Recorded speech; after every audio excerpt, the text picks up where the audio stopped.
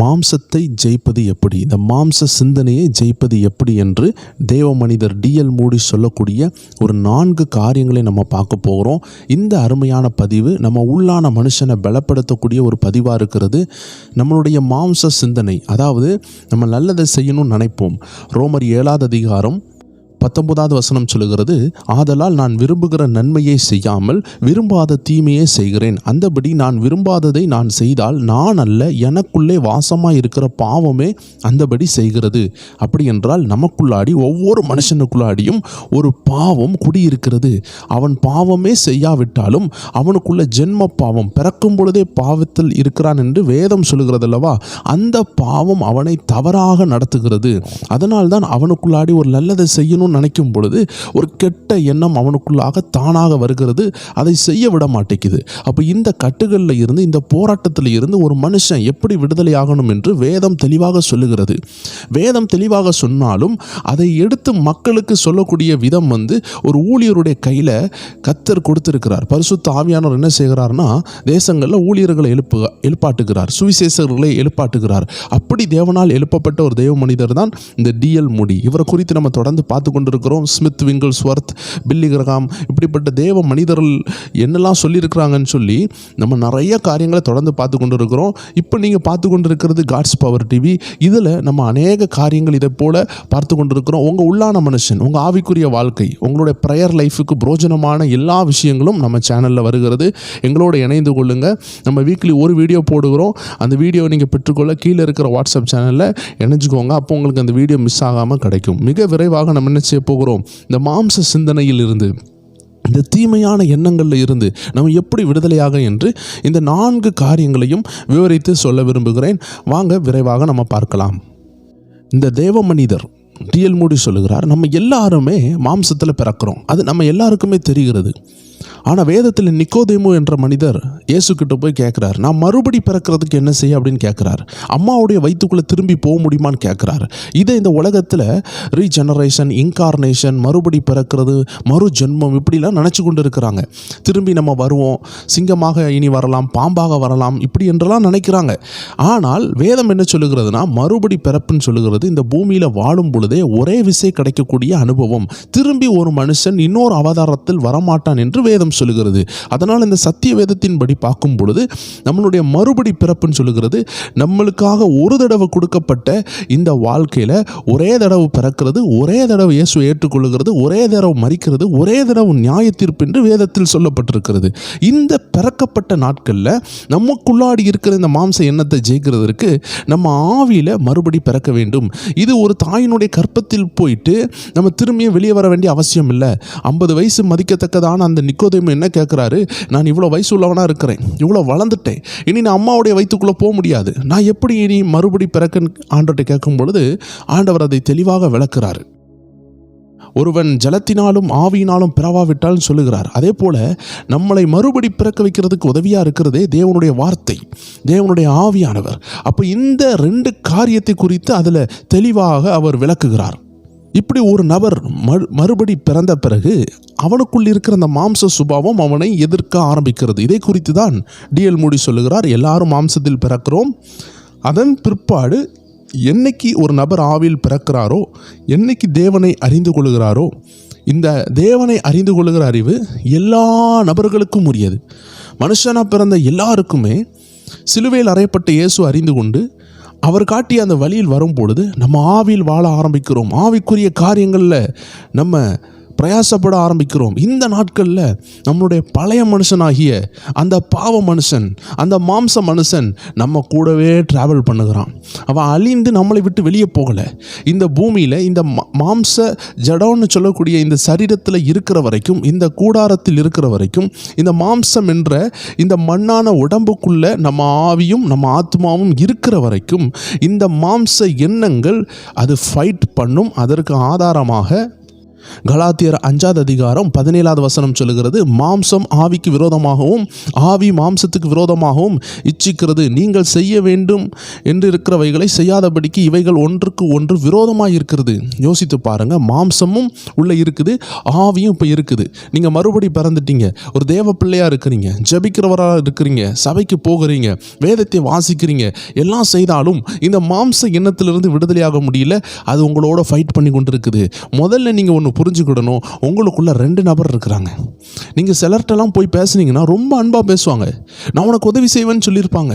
2 நாள் கழித்து போய் பார்த்தீங்கன்னா அந்த நபரை அவங்கள்ட்ட பார்க்கவே முடியாது. உங்கள் குடும்பத்தில் கூட எடுத்துக்கொள்ளுங்களேன், காலையில் அன்பாக இருந்திருப்பாங்க, சாயந்தரம் கோபத்தோடு இருப்பாங்க. எப்படி அவர்கள் அப்படி மாறினாங்க? காலையில் உங்கள் கணவர் உங்கள்கிட்ட ஹனி டார்லிங்னு சொல்லிட்டு போயிருப்பார். நைட்டு வந்த உடனே உங்களை பார்த்து பிசாசு ஏன் இப்படி இருக்கிற உள்ள எல்லா கெட்டார்த்தையும் போடுறாருன்னா அவருக்குள்ளே 2 ஆள் இருக்கிறாங்க. அப்போது தேவனை தேடுகிற நபர்கள் புரிந்து கொள்ளணும், உங்களுக்குள்ளாடி பழைய மனிதன் புதிய மனிதன் 2 பேர் இருக்கிறாங்க. Old nature and new nature. இந்த பழைய மனுஷனை தான் மாம்ச சிந்தனை மாம்ச சுபாவங்கள்னு சொல்லுகிறோம். மாம்ச சிந்தனை மரணம், ஆவியின் சிந்தனை ஜீவனும் சமாதானம் என்று வேதம் சொல்லுகிறது. அப்போ இந்த மாம்ச சிந்தனையை ஜெயிக்கிறது குறித்து நம்ம பார்த்து கொண்டு இருக்கிறோம். அதில் முதல் காரியம், உங்களுக்குள்ளாடி 2 நபர்கள் இருக்கிறாங்கன்னு நீங்கள் புரிந்து கொள்ளணும். நம்ம ஒரு டபுள் ஆக்டிங் நபராக இருக்கிறோம். நம்ம நினைக்கிற நபராக நம்ம மாற முடியும். நீங்கள் மாம்ச மனுஷனாக நீங்களும் மாறலாம், ஆவிக்குரிய மனுஷனாகவும் மாறலாம். இது உங்கள் கையில் இருக்கிற சாய்ஸ். அதனால் முதல்ல நீங்கள் புரிந்து கொள்ளணும், இந்த 2மே நமக்குள்ளே இருந்துட்டு ஃபைட் பண்ணிக்கிட்டே இருக்குது. அதனால் நம்ம ஒரு நல்லதை செய்யணும்னு நினச்சா இந்த கெட்டது நம்மள்கிட்ட போராடும். அப்போ இதை நம்ம எப்படி தாண்டி செய்ய, அதை குறித்து தான் நம்ம பார்த்து கொண்டு இருக்கிறோம். இதை நாம் ஜெயிக்கிறதுக்குள்ள 2வது காரியம், நீங்கள் உங்கள் ஆவியை பலப்படுத்தணும், உங்கள் மாம்சத்தை பலவீனப்படுத்தணும். இதை குறித்து தான் கலாத்தியர் 2:20வது வசனத்தில் பவுல் சொல்லுகிறார், நான் கிறிஸ்துவோடு சிலுவையில் அறையப்பட்டிருக்கிறேன். அப்படி என்றால் இந்த மாம்சத்தை சிலுவையில் அறையப்பட நம்ம விட்டு கொடுக்கணும். நிறைய பேர் பாடு சகிக்கிறதுக்கு தங்களை விட்டு கொடுக்க மாட்டாங்க. அப்படிப்பட்ட நபர்கள் பார்த்தீங்கன்னா, அவர்கள் பாடுகள் சகித்தாலே அதை பாவம் என்று நினைக்கிறாங்க. பணம் இல்லைன்னா நான் பெரிய பாவின்னு நினைக்கிறாங்க, வீடு இல்லைன்னா பெரிய பாவின்னு நினைக்கிறாங்க, வியாதி வந்த உடனே பெரிய பாவின்னு நினைக்கிறாங்க. ஒருவன் வியாதியோடு இருந்துட்டும் கர்த்தரோட ஃப்ரெண்டாக இருக்க முடியும். யோபு பாருங்க, கர்த்தருக்கு என்ன பரம விரோதியா, அவருக்கு வியாதி வந்தது. லாசரு பாருங்க, பெரிய விரோதியா, ஆண்டவருக்கு விரோதமானவனா இல்லை, ஆண்டவருடைய பிரியமான நபர். ஆனாலும் வியாதி இருந்துச்சு. அப்போ வியாதி பாவத்தினால் மட்டும் வராது, பல ரீதியிலையும் வருகிறது. இயற்கையாக வருகிறது, நம்ம உடம்பை கவனிக்கலனா வருகிறது, பாவத்தினாலும் சாபத்தினாலும் வியாதிகள் வருகிறது, சாத்தானாலும் வருகிறது. பல ரீதியில் வியாதி வரும்.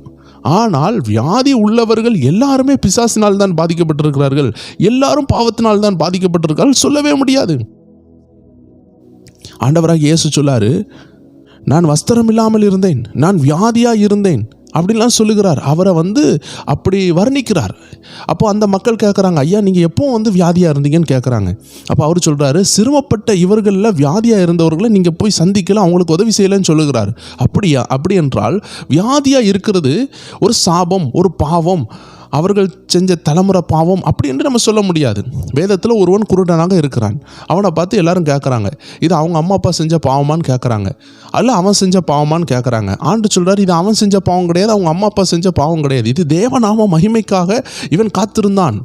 இவனுடைய பார்வை அடையும் பொழுது இவன் ஆண்டவருடைய நாமத்தை வெளிப்படுத்துவான், ஆண்டவருடைய நாமம் மகிமைப்படும், அதற்காக உள்ள வியாதி.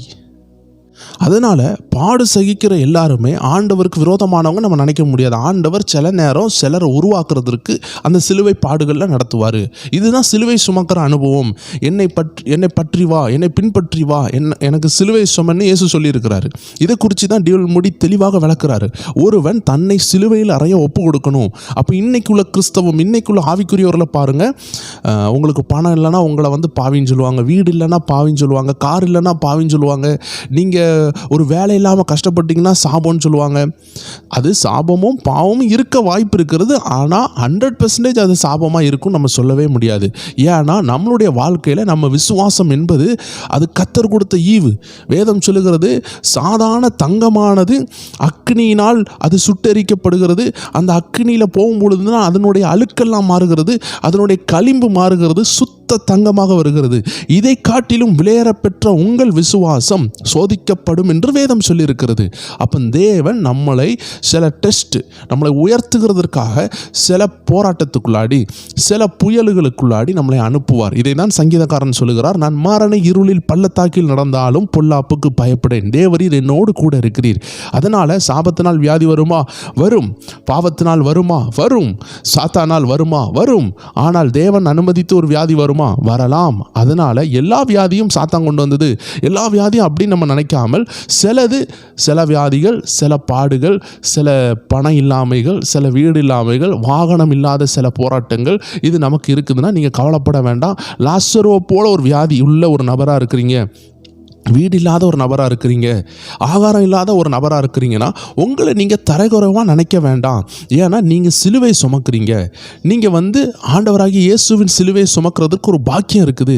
இந்த பாவப்பட்டவங்க, ஏழைகளை நீங்கள் போய் பாருங்கள், அவங்களுக்குள்ள பெருமை இருக்காது, பதட்டு இருக்காது. நான் ஒரு அருமையான ஒரு வீடியோவை பார்த்தேன். அதில் ஒரு சகோதரன் போய் கேட்குறாரு, ஐயா நீங்கள் எந்த உணவு சாப்பிட விரும்புகிறீங்க? அந்த சகோதரன் நல்லா பணக்கார சகோதரனாக இருக்கிறாரு, அந்த ஐயா ரொம்ப ஏழையாக இருக்கிறாரு.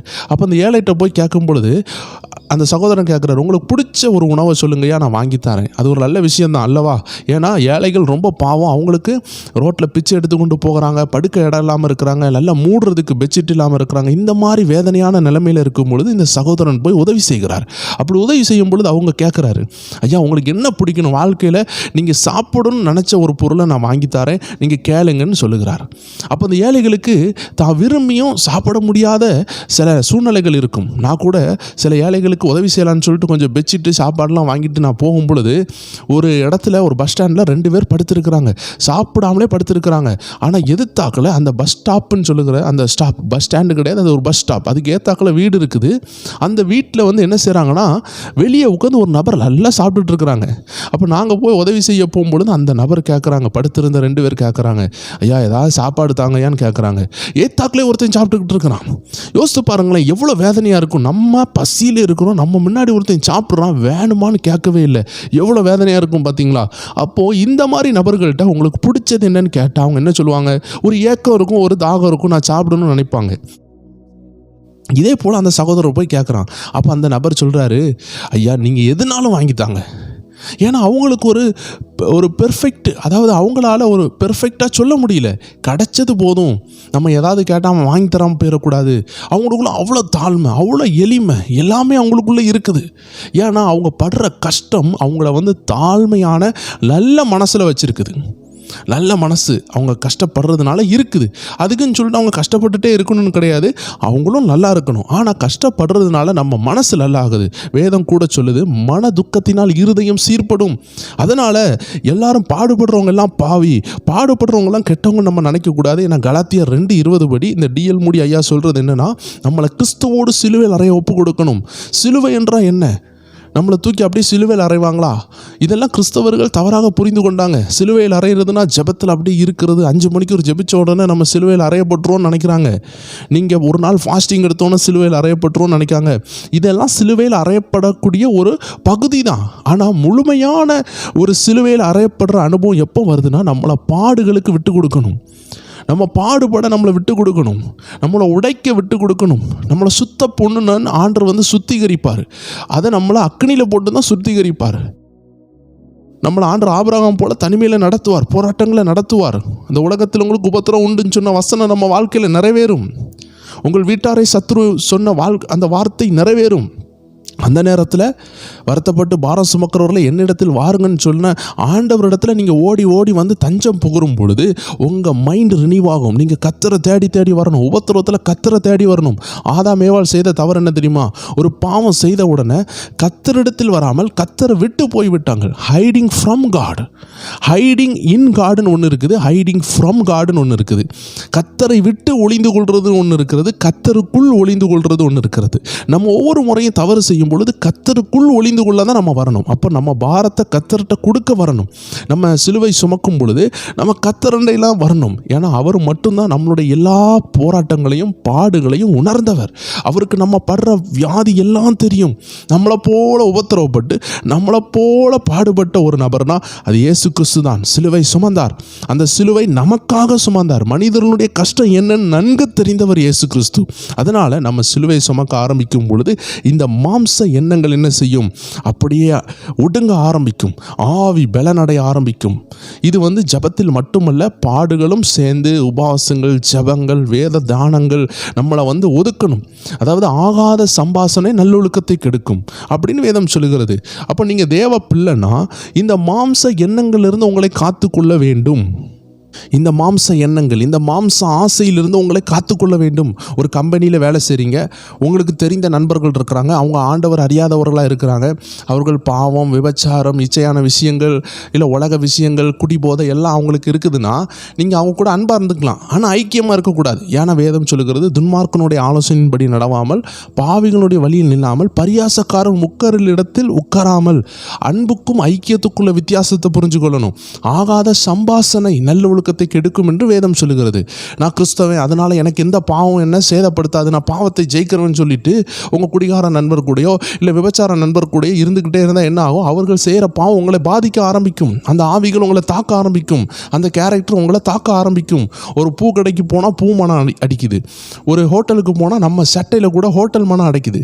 ஒரு அந்த சிக்கன் மனம், மட்டன் மனம் இதெல்லாம் நம்ம சட்டையில் அடிக்குது. இதே போல் ஒரு பால்காரர் எடுத்துக்கொள்ளுங்க, பால் வாசனை அடிக்கும். பூக்காரருக்கு பூ வாசனை அடிக்கும். கருவாடு விற்கிறவங்களுக்கு கருவாடு வாசனை அடிக்கும். காரணம் என்னன்னா, நம்ம எங்க இருக்கிறோமோ அந்த ஆகாத சம்பாசனையில் இருந்தால் அது நம்மளை பாதிக்கும். அதனால தான் வேதம் செப்பரேஷன் சொல்லக்கூடிய ஒரு நல்ல டாக்டரின்னு சொல்லுகிறது.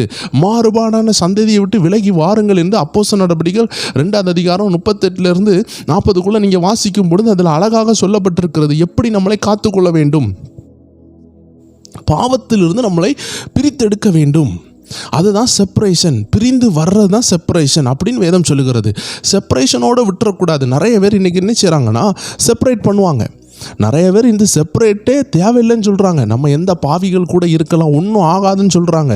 ஆனால் வேதம் தெளிவாக சொல்லுகிறது, நீங்கள் அப்படி இருக்கக்கூடாது. கெட்ட வார்த்தை உங்கள் வாயில் புறப்படக்கூடாதுன்னு சொல்லுகிறது. அப்போ கெட்ட வார்த்தை உள்ள நபர்கள் கூட, அவங்க பேசுகிற நபர்கள் கூட இருந்துக்கிட்டே இருந்தீங்கன்னா உங்களுக்கும் வந்துவிடும். ஏன்னா மாம்சத்தின் சுபாவத்தை குறித்து வேதம் சொல்லுகிறது. மாம்சத்தின் கிரியைகள் வெளியரங்கமாக இருக்கின்றன. அவையாவன விபச்சாரம், வேசித்தனம், அசுத்தம், காம விகாரம், விக்கிரக ஆராதனை, பில்லி சூனியம், பகைகள், விரோதங்கள், வைராக்கியங்கள், கோபங்கள், சண்டைகள், பிரிவினைகள், மார்க்க பேதங்கள், பொறாமைகள், கொலைகள், வெறிகள், களியாட்டுகள் முதலியவைகள் அப்படின்னு சொல்லி வேதம் சொல்லுகிறது. நான் சொல்லப்பட்ட இந்த லிஸ்ட்டு, நான் வாசித்த இந்த லிஸ்ட் கலாத்தியர் 5:19 20 21 வரைக்கும் சொல்லப்பட்டிருக்கிறது. இதெல்லாம் மாம்சத்தின் கிரியைகள்னு சொல்லப்பட்டிருக்கிறது. Activities of the flesh. அப்போ இதெல்லாம் நீங்கள் எங்கே பார்க்குறீங்களோ அந்த நபர்கள் கூட அன்பாக இருக்கலாம். தேவன் இந்த உலகத்தில் அன்பு கூர்ந்தார். அப்படி என்றால் எல்லாரையும் நம்ம நேசிக்கலாம். ஆனால் ஐக்கியம்னு சொல்லுகிறது, ஃபெல்லோஷிப் அவர்கள் கூட வைக்கக்கூடாது.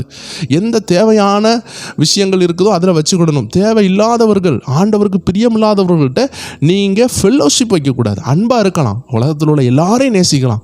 எல்லா பாவிகளையும் ஆண்டவர் நேசிக்கிறாரு, பாவத்தை வெறுக்கிறார். இதே போல் தேவ மனுஷன் டிஎல் மூடி சொல்லுகிறத நான் உங்களுக்கு விளக்கி கொண்டு இருக்கிறேன். நீங்கள் பாவத்தை வெறுக்கணும், பாவிகளை நேசிக்கணும், அவங்களோட ஐக்கியமாக இருக்கக்கூடாது. அவங்க கூட நீங்கள் வேணால் சுவிசேஷம் அறிவிக்க போகலாம். ஆனால் அவங்க கூட ஒரு ஃப்ரெண்டாகவே இருந்துக்கிட்டு இருந்தீங்கன்னா அந்த பாவம் உங்களை கண்டிப்பாக தாக்கும். அப்போ அந்த அட்மாஸ்பியர்லேருந்து நீங்கள் உங்களை காத்துக்கொள்ளணும். பாவம் நிறைஞ்ச அட்மாஸ்பியர், உலகம் நிறைஞ்ச அட்மாஸ்பியர், தேவ பயம் இல்லாத அந்த சுற்று வட்டாரம், இதில் இருந்து உங்களை காத்துக்கொள்ளணும். சோதோம் கோமாராவுக்கு சென்ற லோத்துனுடைய நிலைமையை பாருங்கள். அங்கே போய் நம்ம தங்கலான்னு சொல்லி தேவ மனுஷனாக தான் இருந்தான். வேதம் சொல்லுகிறது அவன் நீதிமானாக இருந்தான். அவன் இருதயத்தில் குத்தப்பட்டு கொண்டே இருந்தான். வேதம் சொல்லுகிறது அவன் நல்லா இருந்துகிட்டு இருக்கிறான். ஆனால் அவன் போன இடம் மோசமாக இருந்ததுனால அவர்கள் பிள்ளைகள் பாதிக்கப்பட்டு அவர்கள் தங்கள் சொந்த தகப்பனையே திருமணம் பண்ணக்கூடிய குடிபோதையை கொடுத்து திருமண வாழ்க்கைக்குள் அவர்கள் பிரவேசித்து அவங்க அப்பாவால் பிள்ளைகளை பெற்றெடுத்தார்கள். காரணம் அவர்களுக்கு அது ஒரு பெரிய பாவம் இல்லை. காரணம் அவர்கள் பார்த்து வளர்ந்ததெல்லாம் எல்லாம் அந்த சோதம் கோமாரான்னு சொல்லக்கூடிய அந்த இடத்துல உள்ள ஒரு மோசமான பாவ வாழ்க்கையை அவர்கள் பார்த்து வாழ்ந்ததுனால ஓரின சேர்க்கை பாவமில்லை என்று தெரிந்தவுடன் அவர்கள் சொந்த தகப்பனே திருமணத்துக்கு நேராக அவர்கள் என்ன செய்றாங்க, குடிபோதையில் அவரை மடக்கி வைத்தார்கள். இந்த மாதிரி ஒரு ஆபத்து அவருடைய வாழ்க்கையில் வந்தது. காரணம் அவர் இருந்த சூழ்நிலை தான், அவர் ஐக்கியமாக இருந்த இடம். அப்போ சோதோம் குமாரா வழியாக போகிறது தப்பான்னு கேட்டால் தப்பு கிடையாது. ஆனால் சோதோம் குமாராவில் குடியிருந்தது தப்பு. ஆபிரகாமுக்கு சோதோம் குமாரா எங்கே இருந்துச்சுன்னு தெரிஞ்சிச்சு. ஆனால் ஆபிரகாம் போய் சோதோம் குமாராக்குள்ளாடி இல்லை. இதை தான் அவர் தெளிவாக விளக்குகிறார். வேதம் சொல்லுகிறது நீதிமான், அதாவது ஒரு தேவ பிள்ளையை பற்றி வேதம் என்ன சொல்லுதுன்னா, 1 யோவான் கடைசி அதிகாரம் 5வது அதிகாரம் 18வது வசனம் சொல்லுகிறது, தேவனால் பிறந்தவன் எவனும் பாவம் செய்யான் என்று அறிந்திருக்கிறோம். தேவனால் பிறந்தவன் தன்னை காக்கிறான், பொல்லாங்கன் அவனை தொடான். இந்த வசனத்தை கவனமாக பாருங்கள். இந்த வசனம் என்ன சொல்லுது? தேவனால் பிறந்தவன் வந்து பாவம் செய்ய மாட்டான். அவன் ஏன் பாவம் செய்ய மாட்டான் அடுத்த வரியில் விளக்குகிறது. தேவனால் பிறந்தவன் தன்னை காக்கிறான், பொல்லாங்கன் அவனை தொடான். பொல்லாங்கன்னா பிசாசு. அப்போ பிசாசு சில கிரியைகளை அனுப்புவான். மாம்ச எண்ணங்கள், மாம்ச இச்சைகள், உலக காரியங்கள், உலக நண்பர்கள் உங்களை கூப்பிடுவாங்க. நீங்கள் மனம் திரும்பி இருக்கும் பொழுது தான் உங்களை பாவத்துக்கு நேராக கூப்பிடுவாங்க. அந்த ஃபோன் காலை கட் பண்ணணும், அந்த தேவையில்லாத விஷயங்களை கட் பண்ணணும், வெட்ட வேண்டியதை வெட்டணும், ஒட்ட வேண்டியதை ஒட்டணும். அப்போ நீங்கள் தேவனிடத்தில் ஒட்டணும். பிசாசனுடைய கிரியைகள் அது உங்கள் நண்பர்களுக்குள்ளாடி இருந்தாலும் உங்கள் குடும்பத்தில் இருந்தாலும் அதை வெட்டியே ஆகணும். யோசித்து பாருங்கள், ஒரு ஆள் கொரோனா வந்துட்டு அது சொந்தக்காரன், ஒய்ஃபு, அப்பான்னு நம்ம பார்க்க முடியாது இல்லையா? கொரோனா வந்த நாட்களில் அது பிள்ளையாகவே இருந்தாலும் அம்மாவும் பிள்ளையும் பிரித்து வச்சாங்க. அதே மாதிரி தான் பாவம் வந்து ஒரு கொரோனா காட்டிலும் மோசமானது. அப்போது அந்த பாவம் என்ன செய்யுது, ஒருத்தனுக்குள்ளே இருக்குதுன்னா நம்ம அவனை விட்டு ஒதுங்கி கவனமாக இருக்கிறது நம்மளுடைய கடமை. அப்படி கவனம் இல்லாமல் இருக்கிறதுனால தான் நம்மளுடைய கையில் பாவத்தை தூண்டக்கூடிய பொருட்கள் இன்றைக்கி இருக்கிறது. செல்ஃபோன் ஒரு மோசமான பாவத்தை தூண்டக்கூடிய கருவி. இதை நீங்கள் கவனமாக கையாளணும். இதில் மோசமான இச்சையான விஷயங்கள் இருக்கிறது, பாவம் செய்யக்கூடிய நிறைய விஷயங்கள் இருக்கிறது, நிறைய கேம்பிளிங்ஸ் இருக்குது, பணத்தை இழக்கக்கூடிய நிறைய விஷயங்கள் இருக்கிறது. நீங்கள் தெரியாமல் போய் அதில் மாட்டி நிறைய ஸ்கேமில் மாட்ட முடியும், போலீஸ் கேஸில் அவங்க மேலே வர முடியும். அப்போ நீங்கள் கவனமாக இல்லைன்னா நீங்கள் ஆன்லைன் பாவங்கள், ஆன்லைன் கொலை, ஆன்லைன் விபச்சாரம், ஆன்லைன் பணம் திருட்டு எதுனாலும் மாட்டலாம். அதனால தான் அவர் 2 விஷயம் சொல்கிறார். ஒன்று, ஃப்ளஷை ஒடுக்குங்க, சிலுவையில் அறைய ஒப்பு கொடுங்க. இன்னொன்று, உங்கள் ஆவி ஆத்மாவை பலப்படுத்துறதுக்காக ஜெபிங்க, கர்த்தரோடு உறவாடுங்க, நல்ல நண்பர்களை தேர்ந்தெடுங்க, ஜெபிக்கிற நண்பர்களை தேர்ந்தெடுங்க, வேதத்தோடு உறவாடுங்க, பரிசுத்தவான்களோடு ஃபெல்லோஷிப்பில் இருங்க.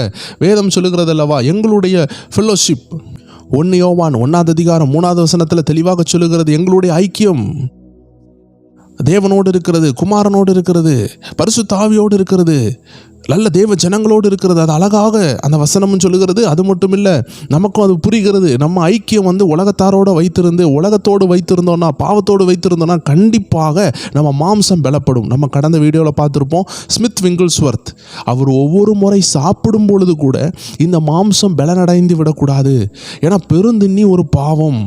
அப்போது அந்த பெருந்தின்னி சாப்பாடு மேலே ஒரு ஆசை வந்துடக்கூடாதுன்னு கூட அவர் என்ன செய்வார்னா, சாப்பிட்டு முடித்த உடனே நம்ம மாம்சம் கண்டிப்பாக பலப்படும். ஒரு மனிதர் சாப்பிட்டாலே அவனுக்கு வந்து அடுத்த ஒரு பாவம் செய்ய தோணும். அதாவது இந்த பாவம்னு சொல்லும் பொழுது சாப்பாடு, வெறிக்கிறது எல்லாமே சேர்ந்து தான் வரும்.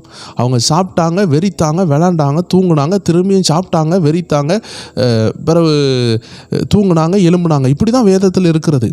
அப்போது சாப்பாடு ஒரு முக்கியமான விஷயமா இருக்குது. எந்த இடம்லாம் ஒரு டிஸ்கோ நடக்குது, ஒரு அசுத்தம் நடக்குது, ஒரு காம விகாரம் நடக்குதுன்னா அங்கே ஒரு பார்ட்டி இருக்கும், அங்கே ஒரு சாப்பாடு இருக்கும். அதனால இந்த தேவ மனிதர் ஸ்மித் விங்கிள்ஸ்வர்த் என்ன செஞ்சார்னா, எப்போவுமே அவர் வந்து சாப்பிட்ட உடனே என்ன செய்வார்னா பைபிளை வாசித்துருவார்.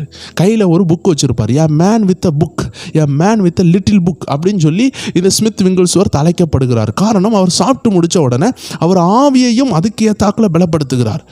இப்போது ஒரு நேரம் சாப்பிடும் பொழுது மாம்சம் பலன் ஆகுது, அப்போ இன்னொரு நேரம் பைபிளை வாசித்துட்டோன்னா உடனே அந்த ஆவியும் காம்பன்சேட் ஆகும்.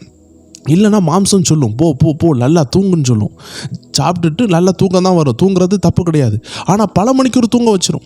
தூங்க போனோன்னே அந்த மனசு சொல்லும், உடனே சொல்லும், செல்ஃபோனை எடு, ஷார்ட்ஸ் பாரு, ரீல்ஸ் பாரு, உலகத்தை பாரு, மூவியை பாரு, அதை பாரு, தவறான விஷயங்கள் பாரு, மோசமானதை பாரு, மோசமான தவறை செய்யணும் மனசு சொல்லிக்கிட்டே இருக்கும். அதனால தான் வேதத்தை வாசிக்கிறாரு. வேதத்தை வாசித்தா என்ன நடக்கும்? நான் உமக்கு விரோதமாக பாவம் செய்யாதபடிக்கு உம்முடைய வார்த்தையின் இருதயத்தில் வைத்து வைத்தேன் என்று சங்கீதம் 119:11 சொல்லப்பட்டிருக்கிறது. உடனே இந்த மாம்ச இனத்திற்கு தப்பிக்கிறதுக்காக ஸ்மித் விங்கிள்ஸ்வர்த் என்ன செஞ்சுருக்கிறாரு, உடனே வசனத்தை வாசித்திருக்கிறார்.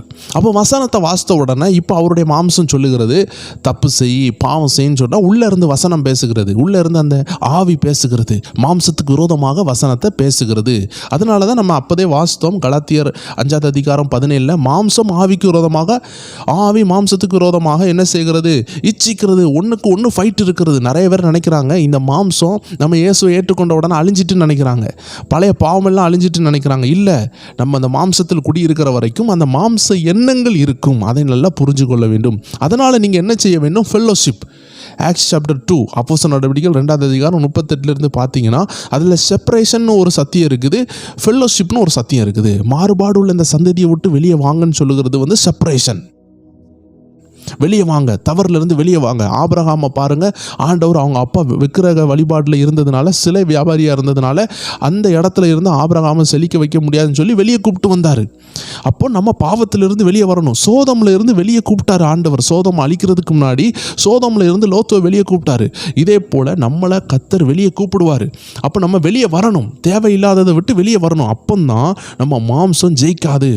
அப்போ எதெல்லாம் நம்மளை கட்டுப்படுத்துதோ அதை விட்டுட்டு நம்ம வெளியே வந்துட்டோம்னா நம்ம தப்பிச்சோம், முக்காவாசி தப்பிச்சோம். அடுத்தது இன்னும் நீங்கள் காவாசி பாதுகாக்கப்படணும்னா நீங்கள் வெளியே வருகிறது விஷயம் இல்லை. வெளியே வந்த நீங்கள் நடுக்கட்டையில் நின்றக்கூடாது. அதாவது ஒரு ரோட்டில் இடது பக்கம் நிற்கணும், இல்லை வலது பக்கம் நிற்கணும். இடையில நின்னா நமக்கு ஆபத்து. இதே போல் ஒன்று பாவத்தில் இருந்தால் பாவத்திலே இருப்பான், பரிசுத்தமாக வாழ்ந்தால் பரிசுத்தத்துக்கு நேராக வரணும். இடையில நின்னா நான் பாவம் செய்வேன், நான் பரிசுத்தமாக இருப்பேன்னு சொன்னால் ஆபத்தில் மாட்டிடுவீங்க. There is no neutral kingdom in Christianity. ஒன்று சாத்தான் இல்லைனா கத்தர். நான் இடையில நிற்பேன்னு சொன்னால் நீங்கள் சாத்தான்கிட்ட தான் மாட்டிடுவீங்க. அதனால தான் நம்ம கத்தர்கிட்ட வரணும்.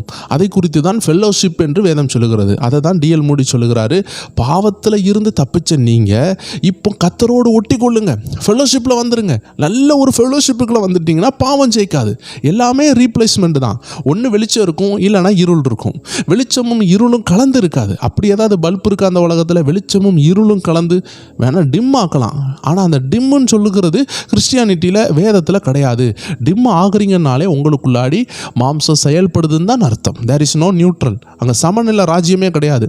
நம்ம அப்படியே ஜபம் குறையுதுன்னா மாம்சம் கூடி இருக்குதுன்னு அர்த்தம், மாம்ச எண்ணங்கள் கூடி இருக்குதுன்னு அர்த்தம். அது போக போக உங்களை கத்தரை விட்டே விளக்கிடும். அதனால தான் டிஎல் மூடி சொல்லுகிறாரு, the Bible will keep you from sin or the sin will keep you from Bible. அப்படி என்றால் வேதம் உங்களை பாவத்தை விட்டு காத்துக்கொள்ளும். இல்லை என்றால் பாவம் வந்துட்டுனா பாவம் உங்களை வேதத்தை விட்டு தள்ளி போடும். இப்போ இன்றைக்கி பைபிளை வாசித்து எவ்வளோ நாள் ஆச்சு? பைபிளை எவ்வளோ தூரம் வாசிக்கிறோம்? அதை ஆசையாக வாசிக்கிறோமா, இல்லை அதை ஒதுக்கி ஒதுக்கி வைக்கிறோமா? அதில் இருந்தே உங்கள் பரிசுத்த வாழ்க்கையை நீங்கள் கண்டுபிடிச்சிடலாம். எவ்வளோ தூரம் மாம்ச எண்ணங்களுக்கு நீங்கள் விட்டு கொடுக்குறீங்க, எவ்வளோ தூரம் கத்தரோடு இணையாமல் இருக்கிறீங்கன்னு நீங்கள் அதன் மூலமாகவே கண்டுபிடிச்சிடலாம். பைபிளை நல்லா வாசிக்கிற எண்ணம் வர்றதுக்கு நம்ம தான் நம்மளை விட்டு கொடுக்கணும். நம்ம ஃப்ரீவில், நம்ம சொந்த சுய சித்தத்தை நம்ம விட்டு கொடுத்தா தான் நம்மளால் பைபிளை வாசிக்க முடியும். நம்ம விட்டு கொடுக்கலன்னா நம்மளால் வாசிக்க முடியாது. ஒருவேளை உங்களுக்குள்ள பிசாசு போராட்டம் இருக்குது, உங்களை வாசிக்கவே விடலைன்னா உங்களுக்கு டெலிவரன்ஸ் தேவையாக இருக்குது. நீங்கள் ஒரு நல்ல தேவ மனுஷன்ட்ட இல்லை ஒரு சபையில் இல்லை பைபிளே வாசித்து நீங்கள் அந்த டெலிவரன்ஸை இயேசு கிறிஸ்து மூலமாக நீங்கள் பெற்றுக்கொள்ளணும். ஏன் ஒரு ஊழியர்கிட்ட போகிறோன்னா அவர் இன்னும் கொஞ்சம் இயேசு குறித்து தெளிவாக சொல்லி தருவார்.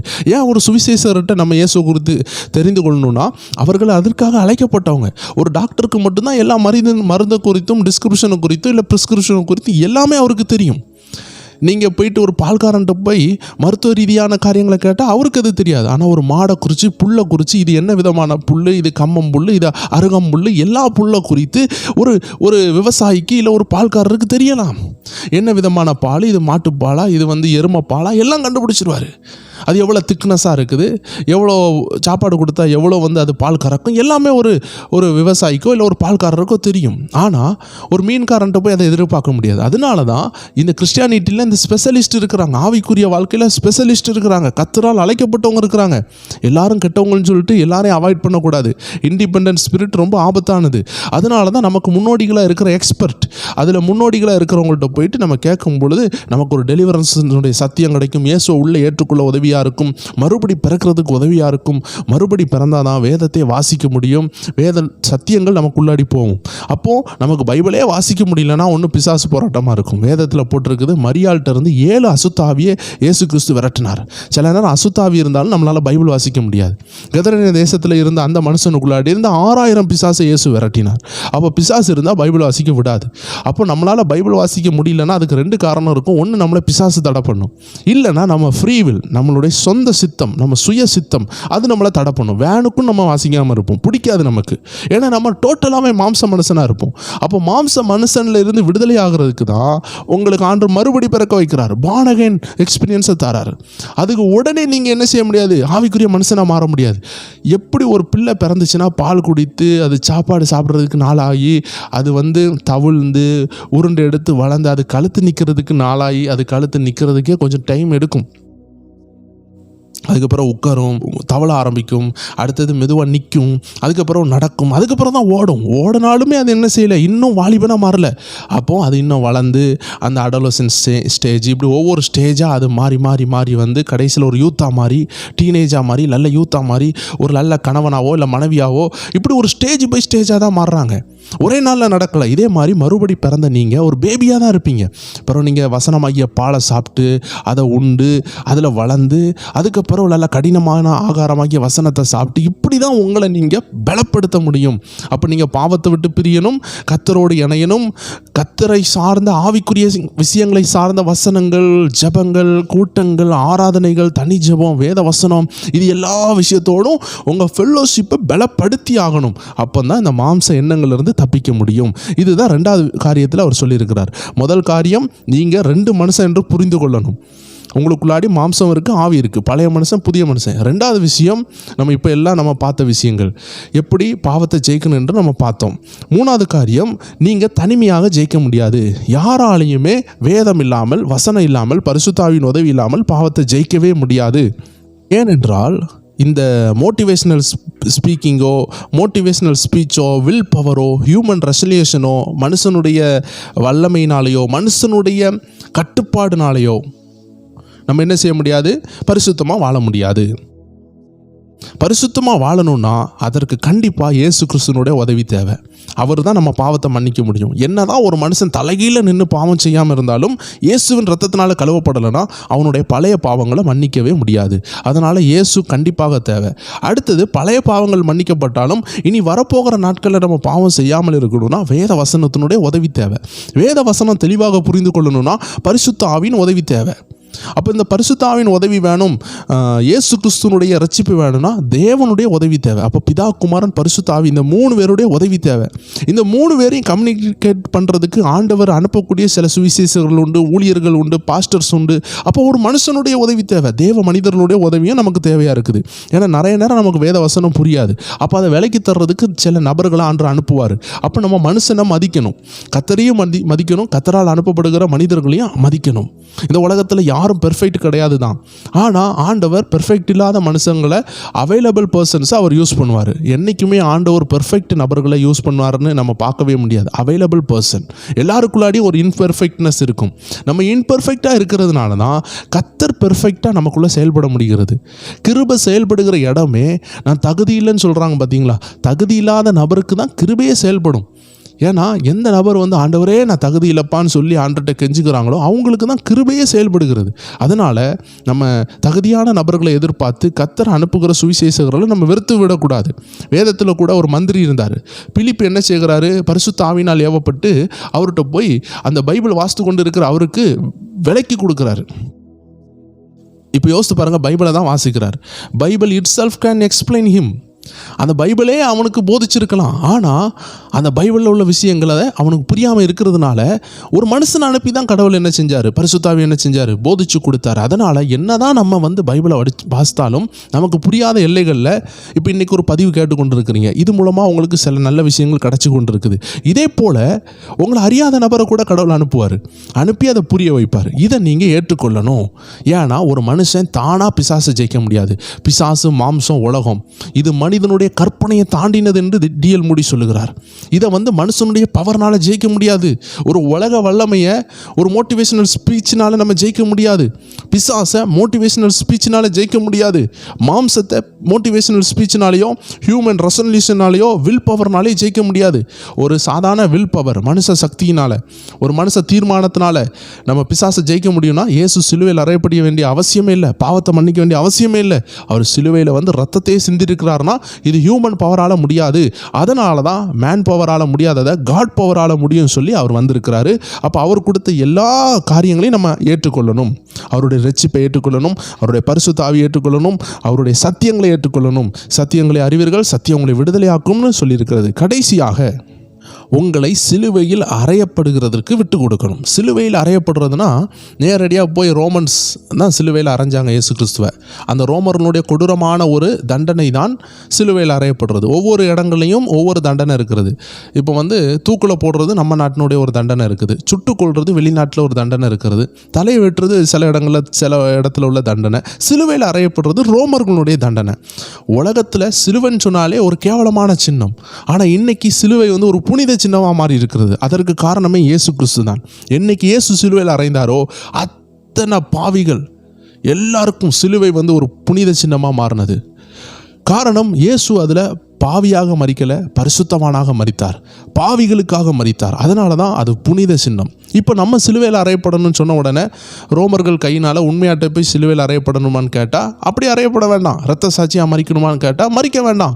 ஏன்னா சாது சுந்தர் சிங் ஒரு முறை சொன்னார், இரத்த சாட்சியாக மரித்தால் ஒரு முறை மரித்து விடுவான், அதோடு அந்த பாடு முடிந்து விடும். ஆனால் இயேசுவுக்காக அனுதினமும் சிலுவை சுமக்கிறவன் சிலுவையில் அறையப்பட்டு கொண்டிருக்கிறான், அவன் தினமும் செத்து கொண்டிருக்கிறான். தேவ ஜனங்களே, சாவுறது என்றால் நம்மளுடைய கெட்ட விஷயங்கள் சாகிறது, மாம்ச சிந்தனைகள் சாகிறது. அதற்கு நம்மளை ஒப்பு கொடுக்கணும். நம்ம ஆரம்பத்தில் பார்த்தபடி நம்மளை பாடுகளுக்கு ஒப்பு கொடுக்கணும். கர்த்தர் நடத்துகிற பாதையில் நம்மளை ஒப்பு கொடுக்கணும். வசனங்களுக்கு நம்ம கீழ்ப்படியணும். வசனங்களை வாசிக்கணும், ஜெபிக்கணும். உபவாசிக்கணும் என்றால் உபவாசிக்கணும். உபவாசம் என்பது நம்ம மாம்சம், ஃபிசிக்கல், இந்த பாடி, அவுட்டர் மோஸ்ட் சொல்லக்கூடிய இந்த பாடி, இந்த மாம்ச சரீரம், மாம்சம் எண்ணம் வேற, மாம்ச சரீரம் வேற. மாம்ச எண்ணம் நமக்குள்ளே இருக்கக்கூடிய டீப் ரூட் தவறான எண்ணங்கள். ஆதாம் செய்த பாவத்தினால நம்ம மகிமையை இழந்த நேரத்தில் உண்டான அந்த மாம்ச எண்ணம் தான் நம்ம பார்த்து கொண்டு இருக்கிற இந்த ஓல்டு மேன். அப்போ இந்த சரீரம் சொல்லுகிறது அவுட்டர் மோஸ்ட். நம்ம அவுட்டர் மேனை பார்த்தோம். ஆனால் அவுட்டர் மோஸ்ட் பாடின்னு சொல்லுகிறது இது வெளிப்பிரகாரமான ஒரு மனுஷ ஓடு. இந்த மாம்ச எண்ணம் தங்கக்கூடிய இந்த மாம்ச சரீரம் சாப்பிடும் பொழுது, உணவு சாப்பிடும் பொழுது அது பலனடைகிறது. அதனால் ஒவ்வொரு முறையும் ஃபாஸ்டிங் எடுக்கும் பொழுது இந்த மாம்சத்தினுடைய அவுட்டர் மோஸ்ட் செக்ஷன் பலவீன கொஞ்சம் படுகிறது. அதனால் உங்களுக்கு டைம் கிடைக்குது. ஃபாஸ்டிங் எடுக்கும் பொழுது நிறைய நேரம் உங்கள் ஆத்மாவுக்கு ஆகாரம் கொடுக்க முடிகிறது. வேத வசனமாகிய உணவை உங்கள் உள்ளான மனுஷனுக்கு கொடுக்க முடிகிறது. அதனால் கண்டிப்பாக அப்பப்போ ஃபாஸ்டிங் எடுக்கிறது ரொம்ப நல்லது. அதனால் வேதத்தை வாசிக்கிறது, ஜெபிக்கிறது, மெடிடேஷன் பண்ணுகிறது, சபையோடு உறவு வைத்துக் கொள்கிறது, பரிசுத்தவான்கள் அதாவது தேவ ஜனங்களோடு நல்ல ஊழியர்களோடு உறவில் இருக்கிறது, விசேஷமாக பரிசுத்த ஆவியின் சத்தம் கேட்கறது, இயேசுனுடைய வார்த்தை கீழ்ப்படுகிறது, தேவனுடைய வழி நடத்துதலில் நம்மளை கொண்டு செல்கிறது தான் சிலுவையில் அறையப்பட்டு பாடுகளுக்கு ஒப்பந்தமாக பாடுகளை சகித்து நம்ம வாழும் பொழுது இந்த மாம்சத்தை ஈஸியாக ஜெயிக்க முடியும். யாரெல்லாம் பாடுகளுக்கு தங்களை ஒப்பு கொடுக்கலையோ அங்கே பாவம் உள்ள வரும். ஒரு தேவ மனிதன் சொல்லுகிறாரு, in the midst of heat of the trial and temptation sin cannot hide. Sin cannot hide in the area where the trial and temptation, where the heat of the trial and temptation is, the sin cannot hide there. அப்படி என்றால் எங்கெல்லாம் இந்த பாடுகளுடைய உஷ்ணம் இருக்கிறதோ, சூடு இருக்கிறதோ, அங்கே பாவம் மறைந்து கொள்ளாது. ஒரு எடுத்துக்காட்டு சொல்கிறேன். ஒரு இடத்துல தீ பிடிக்குதுன்னா அந்த இடத்துல என்ன இருக்காது? பாம்போ பள்ளியோ அங்கே ஒளிஞ்சிருக்காது. ஏன்னா தீ அதை எரித்து விடும். அப்போ அந்த இடத்துல இருந்து பாம்பு பள்ளியெல்லாம் வெளியே போயிடும். இதே போல் heat of trial and temptation, பாடுகளினுடைய சூடு. ஒரு மனுஷன் அப்படியே பாடு சகிச்சுக்கிட்டு இருக்கிறான்னா போய் குடிச்சிக்கிட்டு இருப்பானா? பிள்ளைக்கு ஒரு வியாதி, ஓடி தூக்கிட்டு ஹாஸ்பிட்டல் போகிறவன் குடிச்சிட்டு இருக்கிறதுக்கு டைம் இருக்குமா? இல்லை மனைவிக்கு ஒரு போராட்டம், மனைவிக்கு ஒரு சின்ன ஒரு உடம்புல ஒரு பலவீனம், உடனே ஆஸ்பத்திரி கொண்டு போகிறாங்க, சீரியஸாக இருக்கிறாங்க, ஒரு பிரச்சனை வருது, இந்த நேரம் போய் அவன் விபச்சாரம் பண்ணிட்டு இருப்பானா? ஏன்னா டைம் இருக்காது. பாவம் எப்போ வருதுன்னா எம்டி மைண்ட். அதாவது empty mind is the devil ஒர்க் ஷாப்னு சொல்லுவாங்க. வீண் சிந்தனை, சாத்தானுடைய நல்ல ஒரு ஒர்க்கிங் பிளேஸ். அப்போ நமக்கு எம்டி மைண்டு நமக்கு என்ன செய்யக்கூடாது, இருக்கக்கூடாது. அது எப்போவுமே வசனத்தினால் நிரப்பப்பட்டிருக்கணும். வேதம் கூட சொல்லுது, ஒருத்தனுடைய இருதயம் வெறுமையாக இருந்தால் அவனுக்குள்ளே இருந்து போன பிசாசு 7 மடங்கு திரும்பி வருமா. அப்போ நம்ம இருதயத்தில் வசனம் இருக்கணும். அப்போ நீங்கள் மாம்சத்தை ஜெயிக்க விரும்புகிறீங்கன்னா தேவ மனுஷன் டிஎல் மூடி சொல்லும் இந்த 4 ஆலோசனைகளை கவனமாக பாருங்கள். முதல்ல உங்களுக்குள்ள 2 பேர் இருக்கிறாங்க. அந்த 2 பேர் யாருன்னு புரிஞ்சுக்கோங்க. பழைய மனுஷன், புதிய மனுஷன். ரெண்டாவது விஷயம், அந்த பழைய மனுஷனை சிலுவையில் அறையப்பட ஒப்பு கொடுக்கணும். நம்ம புதிய மனுஷனை கர்த்தருக்கு நேராக கொண்டு வரணும். மூணாவது விஷயம், நீங்கள் தனிமையாக ஜெயிக்க முடியாது. பரிசுத்தாவின் உதவி வேணும், இயேசுவின் உதவி வேணும், வசனத்தின் உதவி வேணும், சபையாரனுடைய ஊழியர்களுடைய உதவி, எல்லாருடைய உதவி வேணும். என்றைக்குமே இண்டிபெண்டாக தனிமையாக நின்று சாதிக்கலாம் நினைக்கவே கூடாது. எப்போ நம்ம கிறிஸ்துக்குள்ளே வந்தோமோ அப்போ நம்ம ஒரே சரீரமாக இருக்கிறோம். எல்லாருடைய ஒத்தாசை நமக்கு தேவையாக இருக்கிறது. நாலாவது விஷயம், நம்ம அனுதின பாடுகளுக்கு நம்ம சிலுவை சுமக்க ஒப்பு கொடுக்கணும். ஆண்டவரை இயேசு சொன்னார், சிலுவை சுமந்து கொண்டு வா. ஆரம்பத்தில் பார்த்தபடி ஒரு மனுஷன் பாடுபடுறான்னா அவன் பாவம் செஞ்சுட்டான், அவனுக்குள்ள சாபம் இருக்குதுன்னு மட்டுமே நினைக்காம கர்த்தரும் அவனை பாடுகளில் நடத்துவார். சரி, ஒரு சாபமே இருந்துக்கிட்டு போட்டுமே, அந்த சாபம் அவனுக்குள்ளே இருந்தாலும் அவனை கர்த்தர் நடத்த முடியும். வேதத்தில் கூட 18 வருஷமாக கெட்டப்பட்ட ஒரு சகோதரி இருந்தா, ஆபிரகாமின் குமாரத்தி. அவள் பிசாசு பிடிச்சிருந்தா. அந்த 18 வருஷம் கர்த்தர் அனுமதிச்சிருந்தார். வேதத்தில் 38 வருஷமாக ஒருத்தன் வியாதியாக இருந்தான். அந்த வியாதியாக இருக்க கர்த்தர் 38 வருஷம் அனுமதிச்சிருந்தார். ஒருத்தன் பிறந்ததிலிருந்து குருடனாக இருந்தான், அவனுக்கு விடுதலை உண்டு. ஆனால் அந்த பிறந்ததிலிருந்து அவன் வளர்ற வரைக்கும் குருடனாக இருந்தான். இயேசு உடனடியாக உதவி செஞ்சுருக்கலாம். தேவநாம மகிமைக்காக தான் அவன் காத்திருந்தான். உடனடியாக உதவி செஞ்சுருக்கலாமே. இல்லை, சில நேரம் கர்த்தர் நம்மளை காத்திருக்க வைப்பார். அது திருமண தடையாக இருக்கலாம், வீடு கட்ட முடியாமல் இருக்கலாம், பணம் இல்லாமல் இருக்கலாம், சபையில் ஆத்துமாக்கள் இல்லாமல் இருக்கலாம், சில நிந்தையான பாதையில் போயிட்டுருக்கலாம். எல்லாமே சாபம்னு நினைக்கக்கூடாது, எல்லாமே பாவம்னு நினைக்கக்கூடாது. கர்த்தர் நம்மளை நடத்துவார். ஒருவேளை அது சாபத்தினால பாவத்தினால வந்திருந்தாலும், உடனடியாக விடுதலை ஆகாமல் இருந்தாலும், இந்த ஆபிரகாமின் குமாரத்தி பிசாசு பிடிச்சி 18 வருஷம் இருந்தால் அவளை கர்த்தர் ஏற்ற நேரத்தில் விடுதலை ஆக்கினார். நீங்கள் விடுதலைக்காக காத்துக்கொண்டே இருங்க, ஜெபித்து கொண்டே இருங்க. கர்த்தர் ஏற்ற நேரத்தில் விடுதலை ஆக்குவார். விடுதலை என்பது ஒரு ப்ராசஸ், உடனே நடக்காமல் இருக்கலாம். உடனே நீங்கள் கேட்கலாம், குமாரன் விடுதலை ஆக்கினால் மெய்யாகவே விடுதலை ஆகினார் சொல்லுகிறதே அப்படின்னு நீங்கள் யோசிக்கலாம். அதை தான் நம்ம ஆரம்பத்திலே பார்த்தோம். நம்ம தேவனை ஏற்றுக்கொள்ளும் பொழுது எல்லாம் புதிதாயினர், சகலமும் புதிதாயினர் அப்படின்னு வேதம் சொல்லுகிறது. இந்த புதிதானது உங்கள் உள்ளான மனுஷன். ஆனால் உங்கள் மைண்டு வசனத்தை வாசிக்க தான் ரினியூவ் ஆகும். அதனால தான் இந்த மாம்ச போராட்டம் நம்ம சாகிற வரைக்கும் உண்டு. கடைசி வரைக்கும் நம்ம ஆவியில் நிலச்சிருக்கணும்னா இந்த வசனத்தோடு எங்கேஜ்டாக இருக்கணும், கர்த்தரோடு இருக்கணும். கர்த்தரோடு இசைந்து இருந்தால் அவரோடு ஒரே ஆவியாக இருக்க முடியும். இவ்வளோ தான். இந்த 4 காரியங்களையும் இந்த தேவ மனிதர் அழகாக சொல்லுகிறார். நானும் என்னுடைய ஊழிய அனுபவத்திலிருந்து இதை இணைத்து சொல்லியிருக்கிறேன். நிறையா பேர் எதிர்பார்ப்பாங்க, இந்த 4 பாயிண்ட்டை சொல்லிட்டு போகலாமேன்னு. அது என்னுடைய அழைப்பு கிடையாது. நிறைய பேர் இருக்கிறாங்க. 4 பேர் 4 பாயிண்ட்டை சொல்லிட்டு போகிறதுக்கு அனுபவம் இல்லைன்னா டிஎல் மூடி சொன்ன அந்த 4 காரியத்தையுமே நான் சொல்லிட்டு போயிருப்பேன். ஆனால் என்னுடைய ஊழியம் என் அனுபவத்தில் இருந்து இந்த தேவ மனிதன் சொல்லுகிறதுல இருந்தும் சொல்லக்கூடிய ஒரு அழைப்பு, ஒரு காலிங் எனக்கு இருக்கிறதுனால தான் நான் 2ஐயும் மிக்ஸ் பண்ணி சொல்லியிருக்கிறேன். இது பயன்பட வேண்டியவர்களுக்கு ரொம்ப பயன்படும். அதனால் உங்களுக்கு இது சுருக்கமாக வேணும்னா அடுத்த வீடியோலாம் வரும் பொழுது நீங்கள் சுருக்கமாக கேட்டுக்கொள்ளணும்னா யூடியூபே ஒரு ஆப்ஷன் கொடுத்துருக்கிறது. கீழே ஒரு டைமண்ட் ஷேப்பில் ஒரு சின்ன ஒரு பிக்சர் காட்டும் யூடியூப்பில். ஷேர் லைக்லாம் பண்ணுற இடத்துல ஒரு டைமண்ட் மாதிரி ஒரு சின்ன பாயிண்ட் இருக்கும். அதில் போனீங்கன்னா சம்மரி த வீடியோன்னு இருக்கும். அதை நீங்கள் சம்மரின்னு கொடுத்தீங்கன்னா அது சின்னதாக விலைக்கு கொடுக்கும். அதனால் அவசரமாக இருக்குது, நான் வேலைக்கு போகிறேன் அப்படி போகிறேன்னு சொல்கிறேன். நீங்கள் கர்த்தர் உங்களுக்கு 24 மணிக்கூர் கொடுக்குறாரு. அதில் ஒரு 40 நிமிஷம் 20 நிமிஷம் கர்த்தருக்கு கொடுக்கறது ஒன்றுமே கிடையாது. பில்லி கிரகாம் சொல்லுவார், 24 மணிக்கூரில் ஒரு தசம பாகம் கொடுத்தா 2.25 மணிக்கூர் நம்ம கொடுக்கணும். நம்ம கர்த்தருக்கு 2.25 மணிக்கூர் கொடுக்கறதே கிடையாது ஒரு தசமாவும் கொடுத்தா. ஆனால் நம்ம சீக்கிரமாக கேட்கணும்னு நினைக்கிறோம். This is the busy world, but we should give time to God. நம்ம கர்த்தருக்கு நம்ம நேரத்தை கொடுக்கணும். நேரம் செலவழித்து கேட்குறதுனால ஒன்று தப்பும் கிடையாது. நீங்கள் அவ்வளோ அவசரமாக இருக்கிறீங்கன்னா கண்டிப்பாக யூடியூப் ஒரு ஆப்ஷன் கொடுக்குது, சம்மரி ஆப்ஷன் இருக்குது. அந்த சம்மரியில் போய் கேட்டிங்கன்னா 4 பாயிண்ட்டை விலைக்கு கொடுக்கும். ஆனால் இவ்வளோ எக்ஸ்பிளனேஷன், பரிசுத்த ஆவியின் தொடுதல் நீங்கள் இவ்வளோ நேரம் கேட்டால் தான் அது உங்களுக்கு கிடைக்கும். 4 பாயிண்ட் கேட்குறதுனால வாழ்க்கை மாறாது. கொஞ்சம் நேரம் டைம் செலவழித்து இருதயபூர்வமாக மனப்பூர்வமாக கேட்டு ஒரு டிசிஷன் எடுத்தால் தான் பாவத்தை ஜெயிக்க முடியும். மாம்சத்தை ஒரு 4 பாயிண்ட் கேட்ட உடனே ஜெயிக்க முடியுமான்னு கேட்டால் கண்டிப்பாக முடியாது. கொஞ்சம் நேரம் ஜெபத்தில் இருந்து வசனத்தை கேட்டு இருதயத்தில் அது பதிஞ்சாதான் உங்களுக்கு ஒரு மாற்றமே உண்டாகும். அதனால தான் நம்ம எக்ஸ்பிளைன் பண்ணி பெரிய வீடியோவை போடுறோம். இது என்னுடைய அழைப்பாக இருக்கிறதுனால நான் இதை செய்கிறேன். அதனால் தயவாக தவறாக நினைத்து கொள்ளாதீர்கள். கர்த்தர் உங்களுக்கு ஆசீர்வாதங்களை கட்டளையிடுவார். இந்த வீடியோ பிரோஜனமாக இருந்தால் அநேகருக்கு பகிருங்கள். மேலும் இப்படிப்பட்ட வீடியோ, நல்ல வீடியோ வாரத்தில் ஒரு நாள் தான் நாங்கள் போட்டுக்கொண்டு இருக்கிறோம். அது நீங்கள் பெற்றுக்கொள்ள வேண்டும் என்றால் நம்முடைய காட்ஸ் பவர் டிவியினுடைய வாட்ஸ்அப் சேனல் கீழே டிஸ்கிரிப்ஷனில் கொடுத்துருக்குறோம். ஃபஸ்ட்டு கமெண்டில் பின் பண்ணியிருக்கிறோம். அதில் போய் இணைஞ்சு கொள்ளுங்கள். உங்களுக்கு லிங்க் மிஸ் பண்ணாமல் கிடைக்கும்.